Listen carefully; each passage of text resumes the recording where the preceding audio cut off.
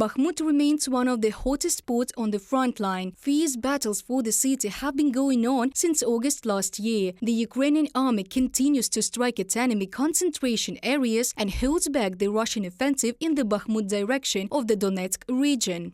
The situation around Bakhmut remains difficult. Forces from Russian private military company Wagner Group are attacking from several directions, trying to break through the defenses of our troops and advance to the central districts of the city. All enemy attempts to capture the city are repelled by artillery, tanks and other firepower. The defense of the fortress continues. Alexander Syrsky, commander of the ground forces of the Armed Forces of Ukraine, from Military Media Center publication.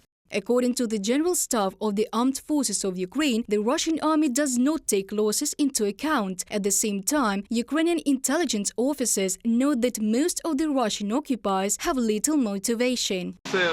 These are completely unprepared people who are thrown to fight just like cannon fodder. They are killed in dozens, not knowing for what purpose they go to the same positions, not knowing what kind of weapons are in that position or who will meet them. The Wagner mercenaries are more prepared, but they are old guard. Let's say they are now preparing the younger generation. They occupy the positions of commanders for these mobilized.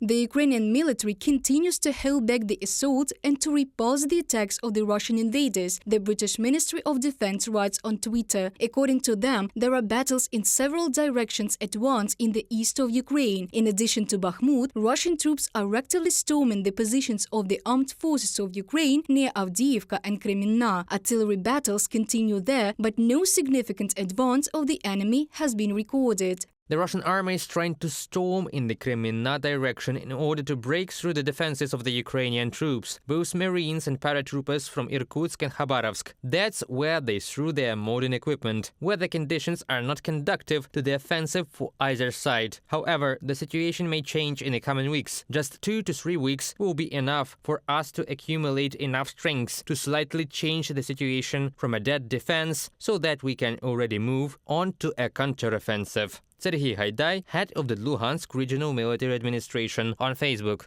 Serhiy Haidai also noted that the warehouses, barracks and headquarters of the Russian invaders are constantly being blown up. As for the Wagner PMC, it has lost half of the recruited prisoners in the war against Ukraine and cannot recruit new ones due to a ban by the Russian authorities. The group will be forced to reduce activity at the front line.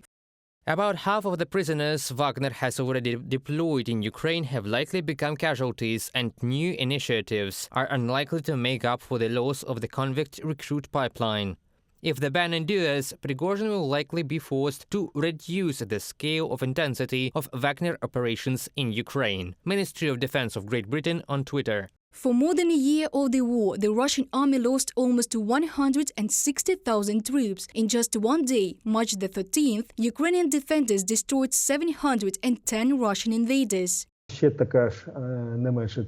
Such a no less figure is for the wounded Russian military. It is obvious that Putin's troops traditionally suffer losses, including because of Ukrainian artillerymen. It is well known that 90% of Russian losses are the result of the effective work of Ukrainian artillerymen. The number of destroyed enemy equipment is also increasing. According to the General Staff, the Ukrainian army has already destroyed almost 3,500 tanks, almost 7,000 armored fighting vehicles, 2,500 artillery systems and other military equipment of the Russian occupiers. Reported by Diana Kolesnik, Yulia Granovska, UATV News.